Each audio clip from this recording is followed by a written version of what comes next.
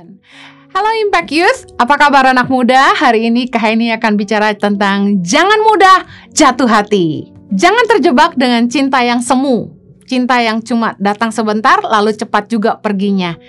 Cinlok, ada bahasa Jawanya, tresno jalaran soko kulino, karena sering ketemu jadi jatuh cinta. Ada orang yang cinlok cinta karena sering ketemu, biasanya jatuh hati dengan teman kerja, rekan sepelayanan, tetangga mungkin, atau karena ada event, ketemu satu kali, nggak bisa terlupakan momennya ya. Mungkin waktu nyebrang jalan, kesetrum waktu gandengan, dan lain sebagainya. Jangan terjebak cinta yang cepat datang lalu cepat pergi. Love at the first sight. Banyak yang masih mempercayai bahwa kita bisa jatuh cinta pada pandangan pertama. Kak Heni tidak bilang bahwa itu salah, tetapi cinta yang murni itu teruji. Jangan cepat menilai orang dari penampilan. Kalau kita belum kenal aslinya, kita bisa kecewa. Jadi, jangan nikah karena usia. Jangan nikah karena harta, jangan nikah karena terpaksa, apalagi lihat luarnya, karena kita harus bayar harganya. Jangan cepat menilai orang dari penampilan kalau kita belum kenal aslinya. Amsal 26 ayat 25 bilang gini, kalau ia ramah, janganlah percaya padanya, karena 7 kekejian ada dalam hatinya. Ada orang-orang tuh yang mulutnya tuh manis banget, suka ngegombal, pinter ngambil hati. Nah yang kayak gini nih, biasanya banyak yang gampang jatuh hati.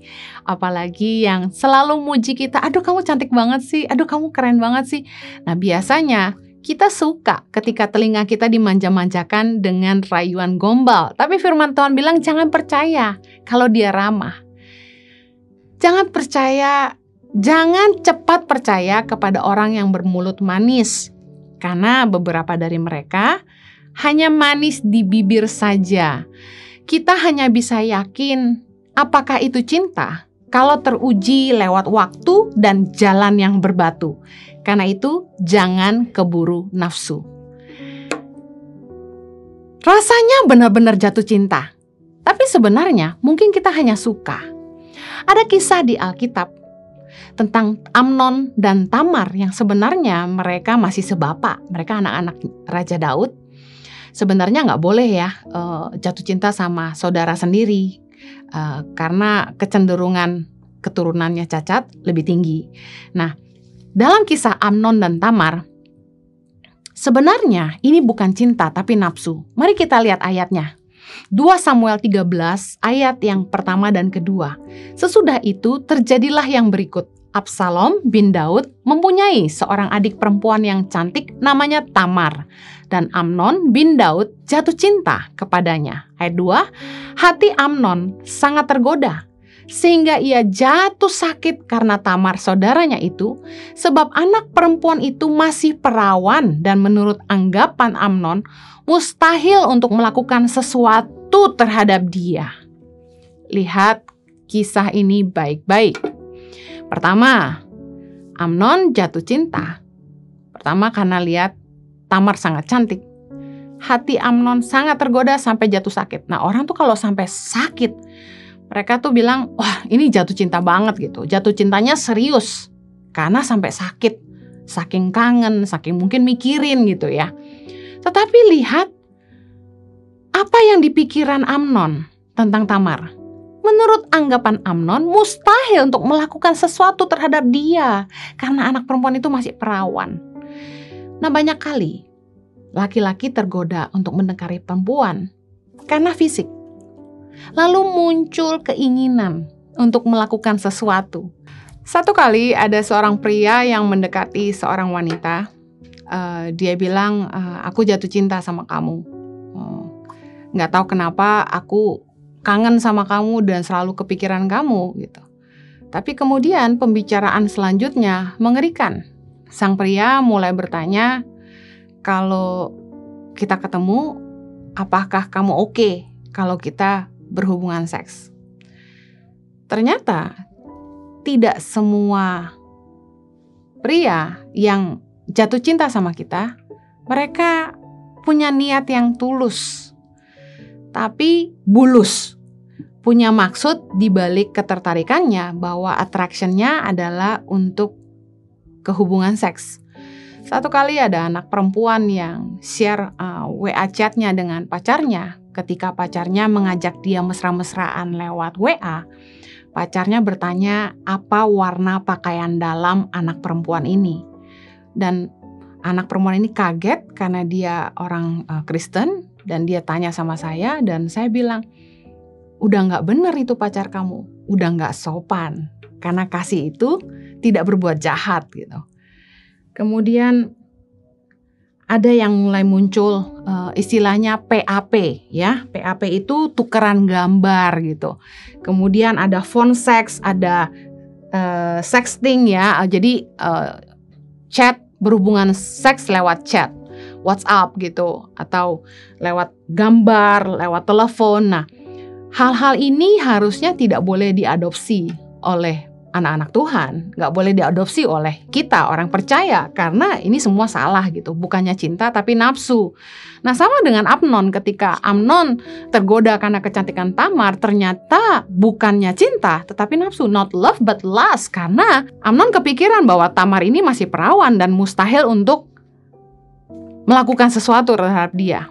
Nah, dia pikir cinta, tapi ternyata cuma nafsu.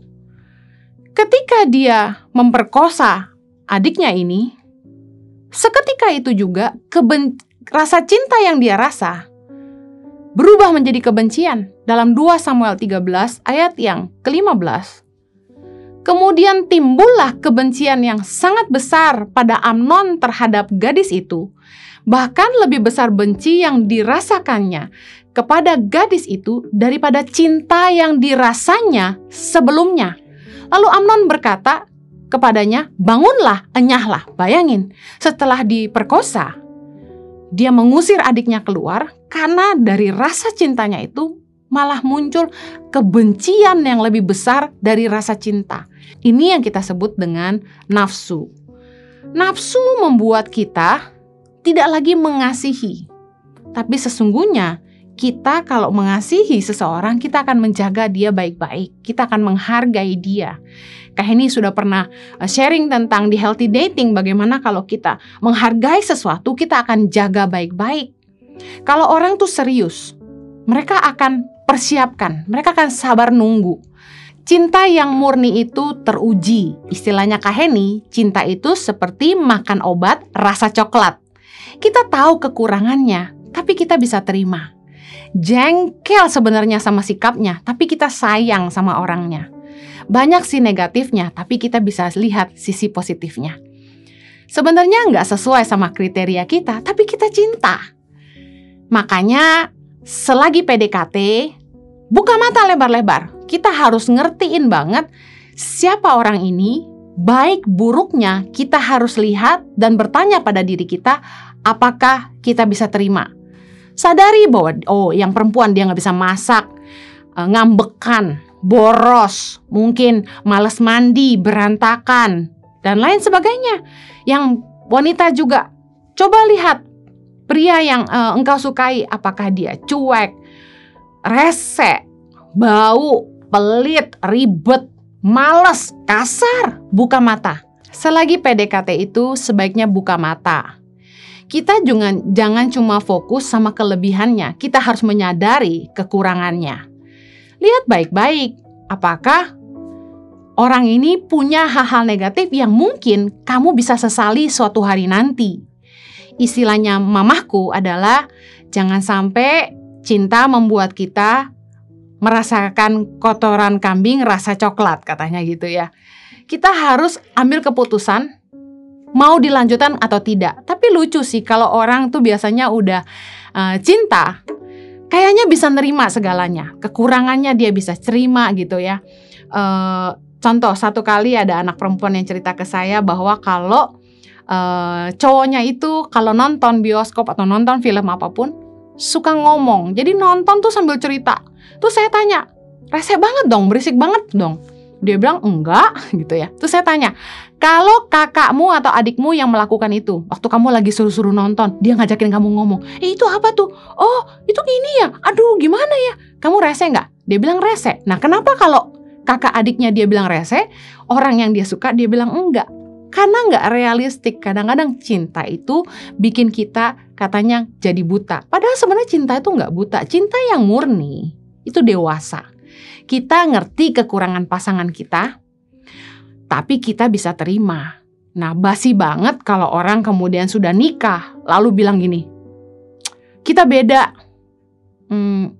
kita nggak sama, aku nggak bisa terima kekurangan kamu. Justru waktu kita PDKT, waktu kita dating, waktu yang tepat untuk kita mengenali siapa calon pasangan kita. Biasanya dalam konseling pranikah, suamiku yang menangani, tapi ketika Kak Heni diminta untuk bicara satu sesi, Kak Heni akan bilang gini, ayo coba tuliskan semua sisi negatif dan sisi positif dari calon pasanganmu. Tulis sejujur-jujurnya. Kenapa perlu tulis itu? Yang pertama, kamu jadi tahu seberapa baik kamu mengenal dia. Kalau cuma tahu bagus-bagusnya doang, oh berarti belum tahu aslinya. Ibaratnya gini, kedekatan hubungan itu akan menipiskan toleransi. Semakin dekat kita dengan seseorang, dia akan jadi semakin apa adanya. Nah, ibarat pepatahnya Kak Heni bilang ini, kalau belum pernah cium dia buang angin, berarti kita belum sedekat itu. Kamu jadi tahu kekurangannya, kelebihannya, kamu jadi sadar gitu, orang ini punya kekurangan. Kamu jadi tahu motivasi hatimu, kenapa sih saya mau sama dia.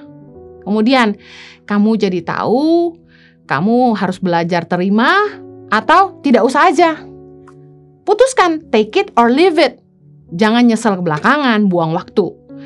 Kalau pacaran, terus kemudian kita ketemu ada yang gak cocok, boleh putus gak? Boleh lah. Daripada nikah lalu pisah, mendingan selesai sebelum nikah. Untuk tahu aslinya seseorang, kita perlu mengenali hatinya. Amsal 4 ayat 23 berkata gini, jagalah hatimu dengan segala kewaspadaan, karena dari situlah terpancar kehidupan. Nah, Kak Heni khotbah, di khotbah yang lain, Kak Heni bilang gini, bahwa dalam hati kita itu mengalir aliran air hidup. Dalam bahasa Inggrisnya gini, di atas segalanya jagalah hatimu karena itu adalah mata air kehidupan. Hati kita adalah sumber mata air kehidupan kita. Jadi kalau kita mau tahu aslinya orang, kita harus kenali hatinya. Markus 7 ayat 21 bilang gini, sebab dari dalam hati orang timbul segala pikiran jahat, percabulan, pencurian, pembunuhan, perzinahan, keserakahan, kejahatan, kelicikan, hawa nafsu, iri hati, hujat, kesombongan, kebebalan. Semua hal-hal jahat ini timbul dari dalam dan menajiskan orang. Penting banget. Kalau kita pengen tahu aslinya orang, kita kenali hatinya.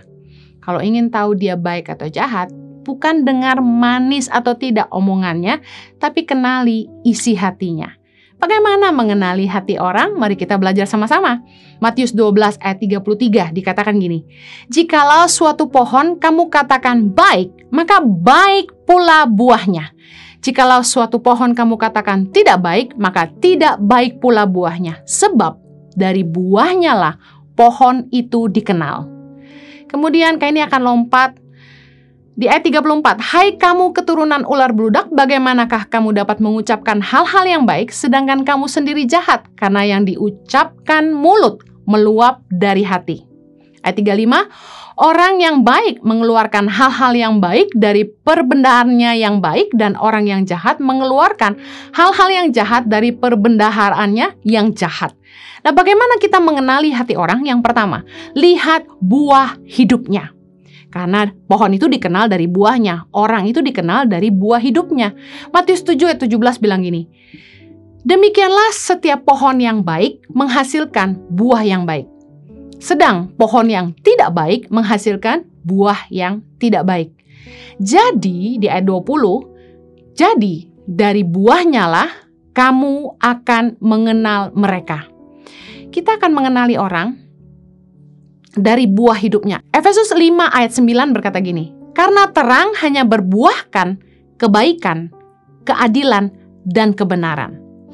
Kalau kita ingin mengenali hati orang, lihat buah hidupnya. Apakah berbuahkan kebaikan, keadilan, dan kebenaran, atau sebaliknya? Mari lihat yang pertama, apa yang dia bangun. Lihat karya-karyanya. Dengar visinya. Bagaimana dia pakai waktunya? Apakah memikirkan masa depan?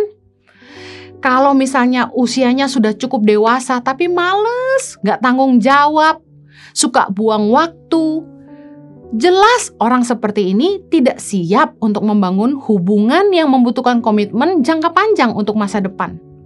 Pikir lagi, kalau ingin tahu aslinya, lihat bagaimana dia gunakan waktunya. Karena firman Tuhan berkata orang yang bijaksana tuh ngitung waktu. Bagaimana dia mengambil keputusan, pertimbangan hatinya. Contoh, ketika dia ngalamin masalah, apakah dia kuat menghadapi tekanan? Konsisten nggak dalam bekerja? Konsisten membangun sesuatu? Orangnya bisa ditegur nggak? Karena kita bisa tahu gini, orang yang nggak bisa ditegur, nggak bisa dikasih tahu, itu tinggi hati. Karena orang yang rendah hati mau belajar. Gampang sekali mengenali hati orang lewat reaksinya. Excellent nggak dalam bekerja? Nah, kalau kita lihat gini, bosnya nggak ada, bos dia work from home, tapi dia tetap excellent, dia capai target, dia kerjain kerjaannya, dia pakai waktu kerja untuk kerja. Berarti orang ini hatinya berintegritas, punya integrity, excellent dalam pekerjaan. Ya, yang kayak gini nggak cari muka sama atasan, tapi dia orang yang tulus hati, takut akan Tuhan. Orangnya mau belajar nggak? Orangnya mau berusaha nggak? Nah, salah satu hal yang membuat Kak Heni memilih Kak Jojo adalah karena dia betul-betul mau belajar. Orangnya haus mau belajar, selalu belajar. Dan ketika kerja, rajin banget. Nah, lihat buah hidupnya yang lain, mari lihat sifat dan karakternya. Sikapnya, tingkah lakunya, perbuatannya. Gimana sih cara dia ngatasin konflik? Ketika dia konflik sama orang, dia ditekan orang lain, ketika dia disakiti, bagaimana reaksinya? Itu reaksi hati yang spontan ya. Bagaimana dia memperlakukan orang lain, baik atasan maupun bawahan, orang tuanya, orang yang bekerja di rumahnya, orang-orang yang lebih lemah, bagaimana dia memperlakukan orang-orang yang menyakiti dia. Apakah reaksi yang timbul dari hatinya adalah perbuatan yang baik atau jahat? Kita harus lihat, justru nih masa-masa yang krusial untuk bisa menilai aslinya orang. Yang berikutnya, lihat apakah dia orang yang tulus, jujur, dan suka damai.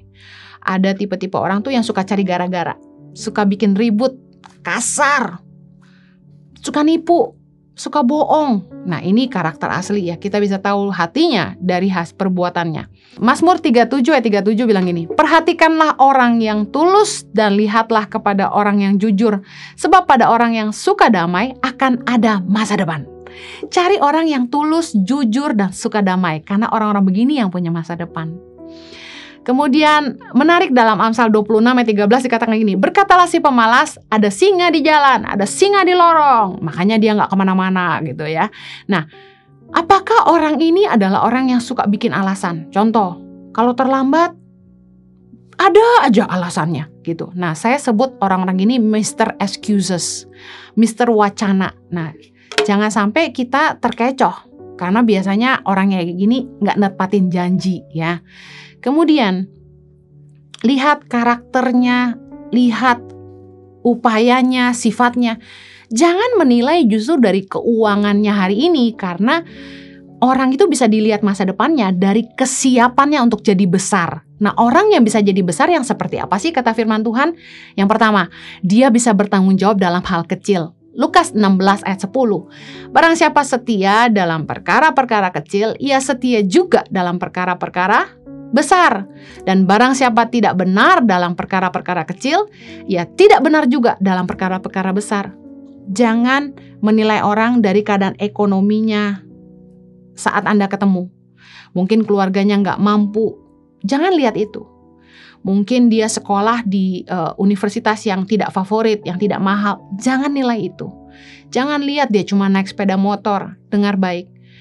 Lihat apakah dia setia dalam perkara-perkara kecil. Karena orang-orang untuk jadi besar itu, kata firman Tuhan, dia harus setia dalam perkara kecil. Nah, kita udah tahu masa depannya, dia akan dipercaya perkara-perkara besar. Yang kedua, apakah dia siap jadi besar? Lihat apakah dia rajin bekerja. Orang yang tanggung jawab, mau berusaha, bayar harga. Amsal 12 ayat 24. Tangan orang rajin memegang kekuasaan, tetapi kemalasan mengakibatkan kerja paksa. Aduh, udah banyak banget orang yang curhat di YouTube maupun IG, cerita bahwa mereka menikah dengan pasangan yang malas, gak mau kerja. Ya rata-rata suami-suaminya, mereka gak mau kerja, malas, sehingga istri yang harus kerja, banting tulang untuk nyukupin rumah tangga. Nah, ini memalukan menurut Kak Heni. Nah, makanya jangan sampai kita terkecoh. Bagaimana kita bisa tahu orang ini ke depan akan jadi besar atau tidak? Lihat apakah hari ini dia orang yang rajin bekerja, tanggung jawab gak dengan kerjaannya, bisa dipercaya nggak? Komitmen nggak? Konsisten nggak membangun apa yang dia bangun? Gampang menyerah nggak? Apakah dia betul-betul bisa memimpin dirinya sendiri? Karena orang-orang yang begini pasti siap jadi besar. Karena tangan orang rajin memegang kekuasaan. Suatu hari nanti dia pasti dipromosi. Amin. Orang-orang excellent itu, kata firman Tuhan, akan berdiri di hadapan raja-raja, bukan orang-orang yang biasa. Kita nggak usah pergi ke peramal buat tahu masa depan orang. Firman Tuhan menuliskan. Contoh, masa depan orang yang malas pasti miskin. Amsal 24 ayat 30-34. Aku melalui ladang seorang pemalas dan kebun anggur orang yang tidak berakal budi. Berarti orang ini startingnya nggak kere loh. Mungkin dia dapat harta warisan dari orang tuanya. Dia punya ladang dan dia punya kebun anggur. Wow, punya warisan, punya usaha yang disiapkan oleh keluarga mungkin. Tapi ayat 31, lihatlah semua itu ditumbuhi onak.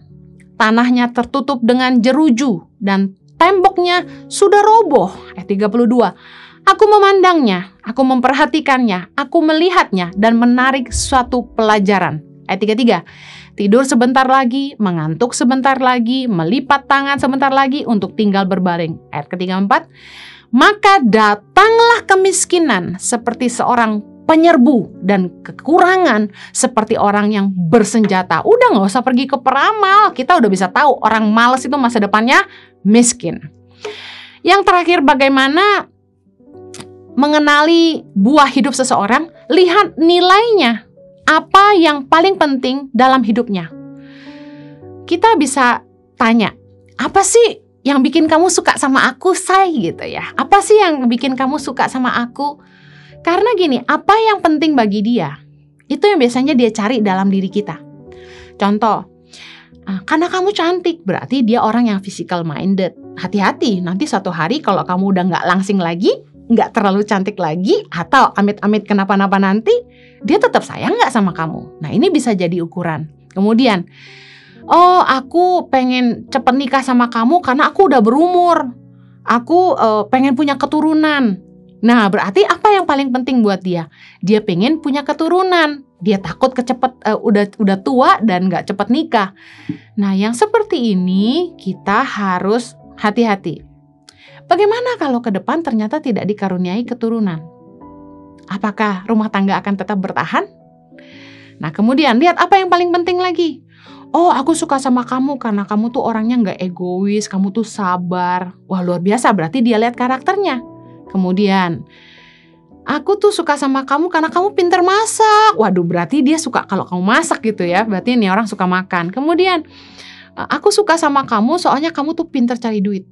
Cilah, bawa rezeki kata orang gitu ya.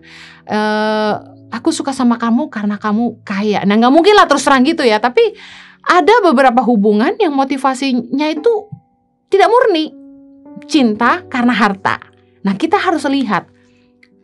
Apa sih nilai yang paling penting dalam hidupnya? Apa sih yang jadi ukuran yang paling penting? Contoh, uang paling penting. Kalau orang ini cinta uang, kita bisa lihat dari bagaimana dia mengukur segala sesuatu dari nilai uang.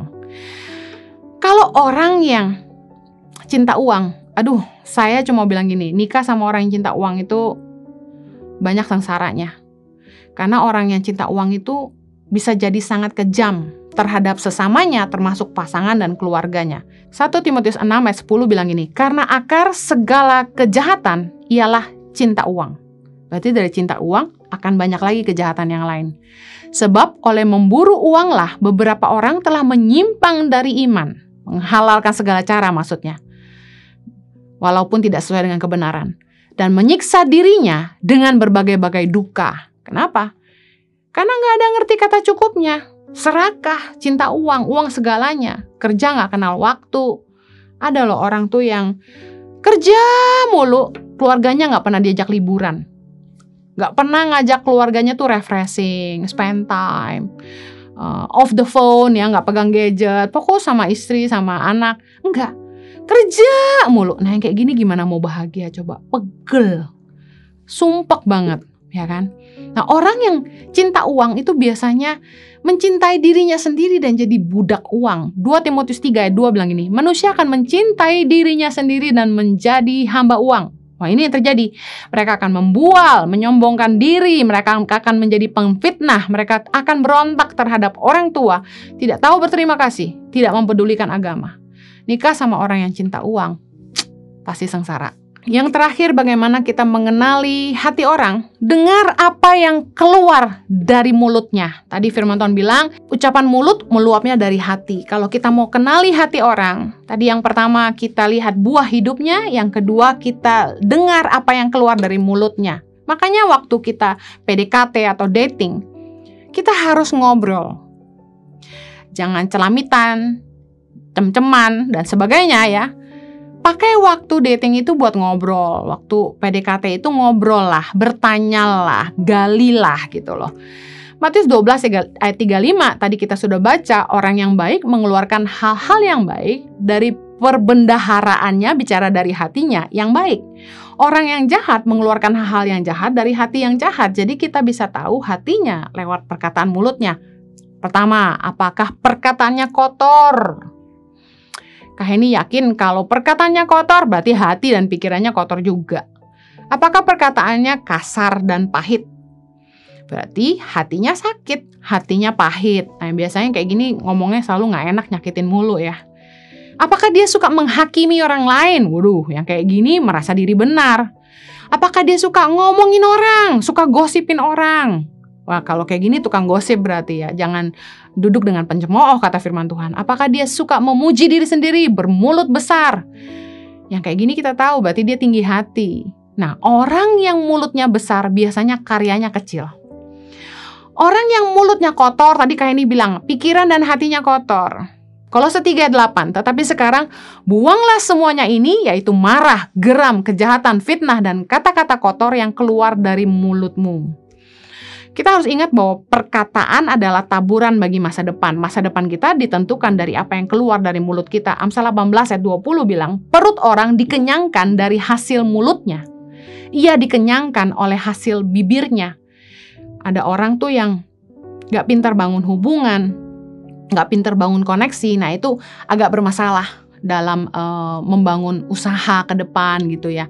Nah makanya perut orang dikenyangkan oleh hasil mulutnya tuh benar ketika dia diinterview dan jawabnya tepat, dia dapat kerjaan gitu ya. Dia pintar ngelayanin customer, dia baik, dia akan dikasihi orang.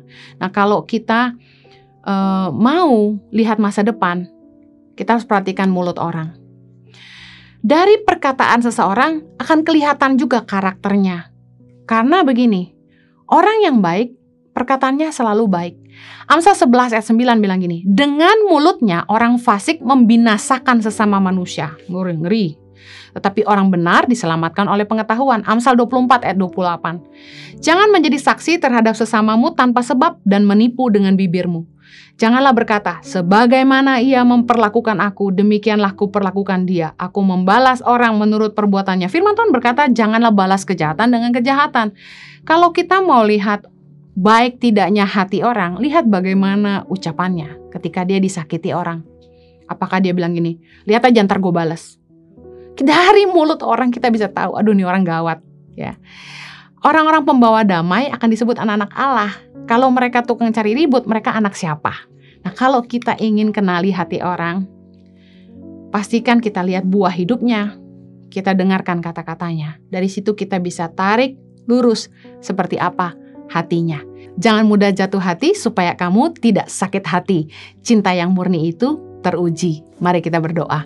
Bapa di sorga, beri hikmat buat anak-anak muda untuk mereka tidak cepat-cepat jatuh hati, tidak mudah jatuh hati sehingga mereka tidak sakit hati. Buat mereka bijaksana untuk menilai siapapun yang mereka dekati, siapa yang mereka sukai, supaya ketika mereka berusaha mengenali hati, Tuhan bukakan.